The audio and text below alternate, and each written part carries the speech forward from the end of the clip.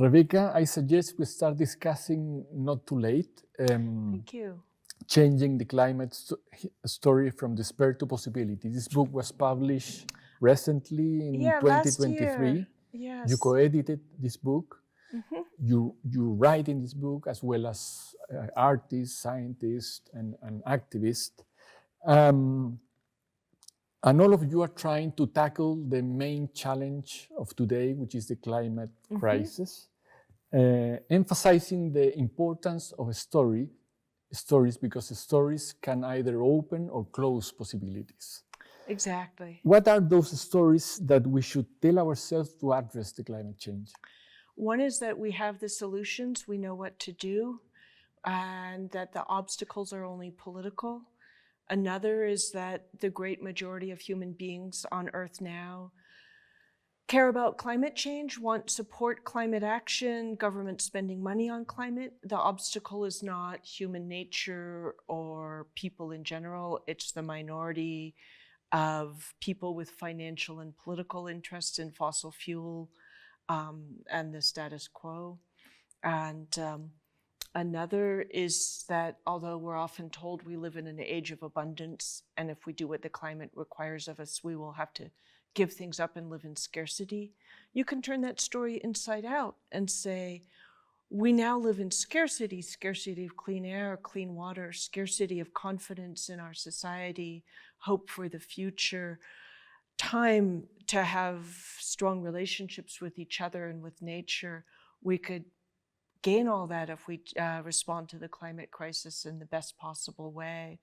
So there's lots and lots of stories people tell that really defeat them before they start, keep them from participating.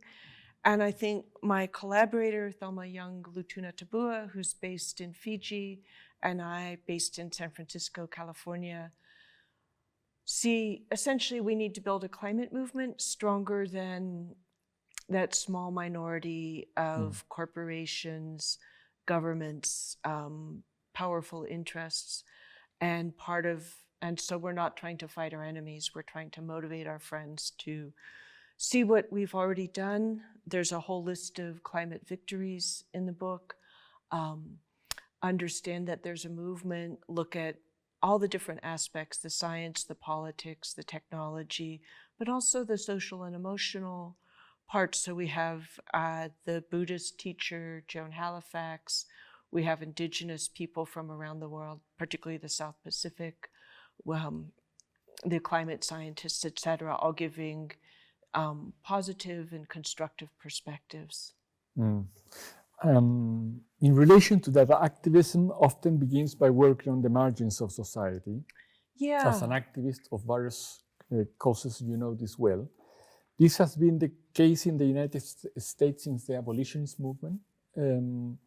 Thinking about your work, what transformative power do you attribute to words? Words. We live in stories the same way we live in air, the same way fish live in water. There are stories that function like cages and prisons, prevent us from our own possibilities, from moving freely through the world. There are other stories that liberate us and invite us into our own power, into connection, into hope and possibility. There was a period in the US where everybody kept saying, oh, stories are wonderful, we love stories. But there are stories about, women's inferiority to men. There are defeatist stories, cynical stories, stories about justifying racial inequality or cruelty, stories denying history. I just visited your Museum of Memory and Human Rights, and it made me think a lot about people in my own country denying history. So there are terrible stories, there are wonderful stories, there are imprisoning stories and liberatory stories. And often to change the world, you start by changing the story, what's possible, what the world could look like, what justice needs, what justice looks like. You can see that with any human rights movement. First, you make the problem visible. You describe why the status quo is wrong. You describe what's possible, why it's moral and right. You recruit people. And every activist movement is partly about telling another story about you may never have seen the rainforest, but it's very important to protect it. You can't see the upper atmosphere, but we're changing it by burning fossil fuel and releasing methane gas. Here's what we can do to save it. So yeah, it's all stories. And it's not only stories. The stories are where we begin. They have to end up by being, solar farms, wind turbines, the cessation of extraction of fossil fuel, electric cars and public transit instead of gas cars, agriculture that's healthier for the environment. So we ultimately need very practical things for climate, but it begins with telling stories about why it needs to change, how it can change, and why we will benefit if it does change. Do you often emphasize the political function of hope? Can you tell me something about that? Yeah, it was interesting. I ran into a woman who lives in the Amazon who was not very pleased about me talking about hope, but for me, I live in the United States.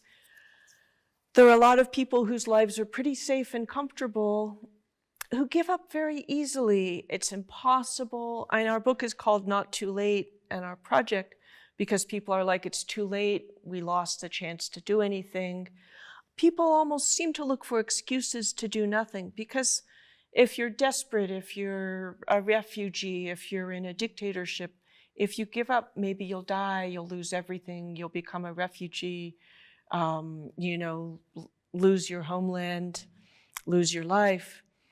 For comfortable people, giving up often means you'll just go be apolitical and carry on. But there is really, I find in the United States, a lot of despair tied to two things.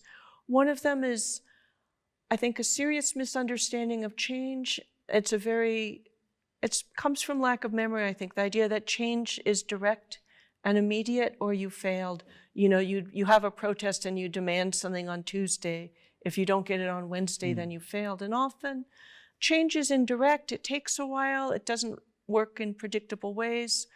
And the other assumption is about power, the assumption that power belongs to a very few people in the center of things. But we see how grassroots movements, ordinary people can and do change the world, how nonviolent resistance has mattered in countries around the world, can topple regimes.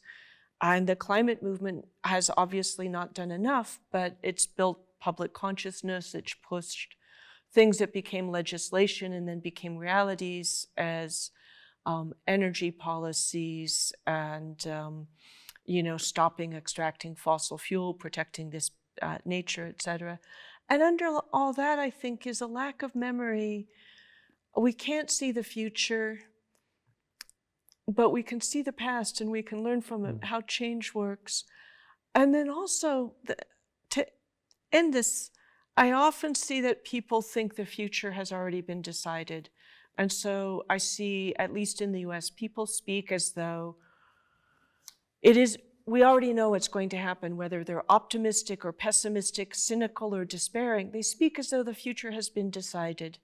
And there are certain things that are impossible. We can never make it as though we never burned all those fossil fuels. But the future is something we're making in the present. It hasn't happened yet. It's not decided. So there's these kind of false stories and false frameworks that I think really prevent people from seeing the possibilities. So I've been talking about hope it's going on for 21 years. Not just to make people feel good, although I'm a nice person, but really to motivate them to engage and to stay engaged. For decades, in your country, the United States, left-wing critical thinking has often centered around identity politics. But several intellectuals, even those from the left, have been highly critical about this focus. They argue that this fragmentation has weakened the left by diminishing its ability to propose common horizons to the citizenry. Do you consider this criticism valid? And more important than that, do you think that feminism can play a role as an articulator of all these progressive causes? Yeah. There is a way that identity politics in the 1980s really put people in their own little spaces fighting for one thing. What we need is what we call in English sometimes intersectionality, understanding how all these things, how race, how gender, the environment, climate, democracy, et cetera, are connected. But you can't dismiss these things. And, you know, women did not, I don't know when women got the right to vote in Chile. They did not get the right to vote until my grandmothers were adults in the United States. And, you know, how can you ignore the politics of who has full and equal rights? A woman who's beaten by her husband does not have full, you know, cannot be a full citizen. She's too busy surviving. A person who's so oppressed by racism. You know, the history of genocide against indigenous people from Tierra del Fuego to Alaska matters. And so I think part of it is seeing the connection that these things are not isolated. My struggle is not separate from your struggle. It's all a human rights struggle. And you can't have a left without a commitment to human rights. And we've had versions of that left, but it's ended up loving authoritarians, privileging the few over the many. Often I see these critiques of identity politics coming from white men. And one way you can put that is white men just want the identity politics of white men as being better, more important, having more rights, having the right to oppress other people to persist. It's not that they're against identity politics, they just want their identity politics. In your memoir, which is there, let me, this one, in Spanish, Yeah. Recollections of My Non-Existence, you define the best non-fiction literature as an art of distinguishing constellations in the night sky. Yeah. This art, you say, is both creative and destructive. I think that in this memoir, in a sense, you are proposing your poetics. Could you tell more about it? Yeah, I once said the stars were given, the constellations we make. You know, the stars are the stars. They existed long before human beings evolved. But when we draw pictures, a bear, a dipper, you know, a queen on her chair, a scorpion in the sky, we're essentially making stories. We're making human culture. For me, nonfiction often is picking out a constellation. There's a relationship between this historical fact and this idea and this possibility, or between this thing that happened in the 19th century and where we are right now. So it's building relationships, like drawing lines between the stars. And in this book, I wanted to talk about the contradictions of my life, all the forces that silence young women, and my own strange life as a young woman, in which I both experienced a very normal amount of silencing, but was also trying to become a writer, which is to say a person with a public voice, and how those two things happen together. And, you know, and I grew up to be a nonfiction writer. I have, I think, 25 books so far. Clearly, I'm talking to somebody in Chile, I have a voice. But because so many forces conspired to try and keep me quiet, to make it difficult to speak, I've felt a commitment to try and find the stories that aren't being told, listen to the people who are supposed to be voiceless, change whose story gets told, why this book is called Whose Story Is This?, which looks very much at who we center the story on. Do we center the story on the refugee or the people already in the country, the victim or the perpetrator, the rich or the poor, the conservative or, you know, the radical? And so drawing constellations is one way I like to think of what I do. In another of your books, Wanderlust, A History of Walking, you state that language is like a path. In what sense? Yeah, it's, you know, we follow what's been said or what's possible to say. One interesting project recently, there's a project in New York City called the Endangered Language Institute, because more than 800 languages are spoken in New York City. It's the linguistic capital of the world, often with refugees from the Andes, the Himalayas, places where people have had to leave because of political or environmental violence.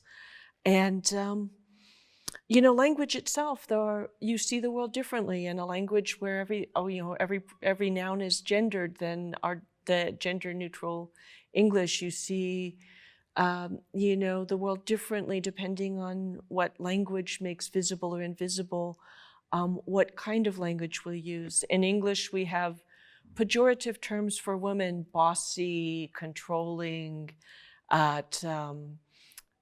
slutty, etc., that we don't use for men, that suggest behavior we think is acceptable in men is unacceptable in women, or that we judge them differently.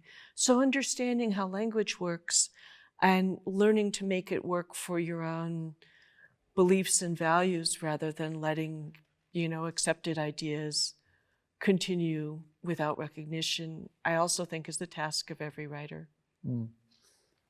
You are a very prolific author, having published 25 books, more or less, which is quite impressive. Thank you. So I wonder, what is the creative and research process behind your books? Do you have some rituals, for example? Oh, I wish I did. I have tea exactly the same way every morning when I'm home, and then chaos ensues. And I often joke that I, just mess around all day, every day, and then I go to sleep in the next day. Because it feels, I don't know what you do when you're not interviewing people, but my life feels very disorganized, but somehow I get things done. And it's partly, I think if you write poetry, all you do is write poetry. But if you write nonfiction, you travel, you do research, you interview people, you write, you rewrite, your editor gives it back to you, you edit it again, you fact check, etc. So there's so many different pieces of the process. And I wish I was more organized and had beautiful rituals, but I haven't quite gotten there yet. And yet there are books, so apparently it works well enough. You have written lucidly about the relationships between thinking and walking, or the advantages of uncertainty and the act of getting lost in the unknown to find something valuable. Is this also relevant to you as an author? Yeah, and I often, writing is a process of discovering, finding out something out in the world, finding out a new way to think about it.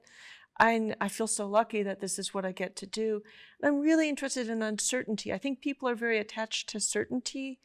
In a lot of cultures, they find uncertainty terrifying or alarming, or just pretend it's not there. But I feel that possibility is almost another word for uncertainty.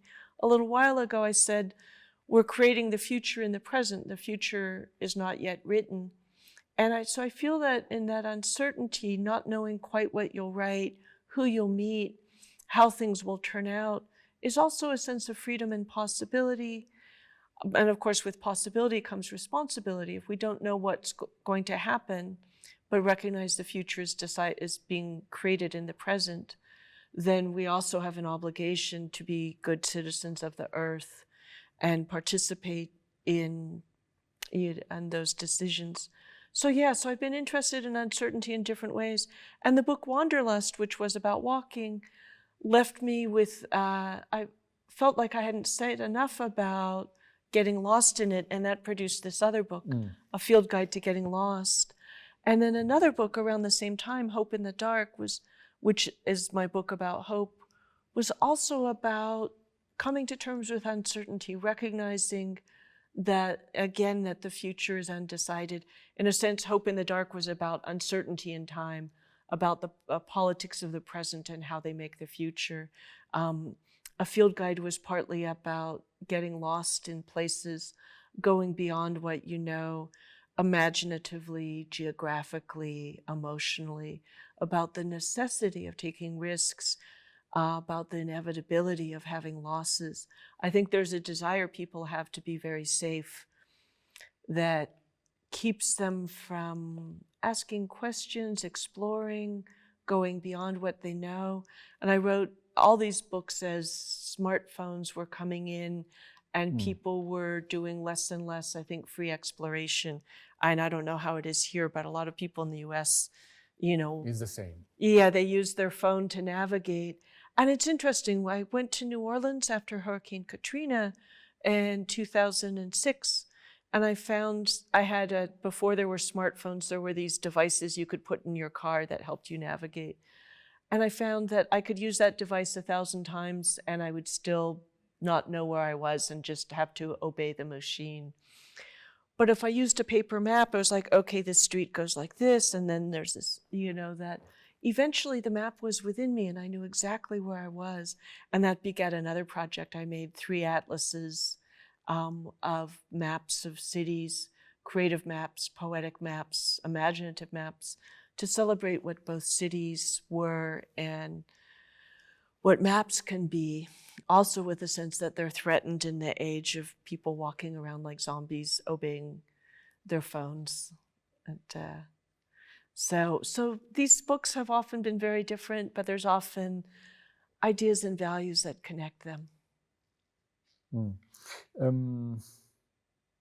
You wanted to be a writer since childhood, from the moment you learned to read. Almost. I wonder about the role that reading has played in your life as a writer. Which authors have been significant to you and why? Yeah, I did actually so I had wanted to be a dancer. Then I learned how to read. For a little while, I wanted to be a librarian because they live with books all day, and what could be more wonderful? And then I realized somebody actually writes those books as I was learning, you know, to write, and made my final career decision at the age of 6. And I didn't write much beyond what I was supposed to in school, and but I read all day, every day after school and on weekends and things. I just kind of disappeared into books, lived in books. And when you're a kid, what does it mean you're going to grow up and be a writer? You imagine the kind of books kids read and then novels. And as a teenager, I was gradually realizing I wasn't going to write novels. And I was going to I didn't know what. Nobody talked about essays in the 1970s. So a huge landmark for me was finding Jorge Luis Borges' book, Labyrinths. I still have the Penguin paperback edition. I think I was in England, it cost 95 pence. It was very cheap, and it's fallen apart. And Borges really first showed me how in something very short, something that wasn't fiction in the most conventional sense, extraordinary creativity and poetic exploration was possible, as well as a kind of philosophical contemplation of how things are, how they could be, and figures from the past, etc. And so that was a huge landmark for me. And then there's lots of writers: George Orwell, Virginia Woolf, James Baldwin. But since I'm here, I will say South American writers have been really important to me. And before Borges, I read 100 Years of Solitude. Eduardo Galeano has been a really big influence, also as somebody, and I think there are 2 writers for me who most perfectly embodied being deeply political while being deeply poetic. And those would be Subcomandante Marcos of the Zapatistas and Eduardo Galeano. And they came later in my life, but have also been a huge influence on how to write about deeply political things without using kind of the dry language of journalism, the stale language of kind of Marxism, how the poetic and the imaginative and the deeply political never were separate, so you don't have to treat them, as I think a lot of English language writers do, as 2 separate realms that don't even intersect.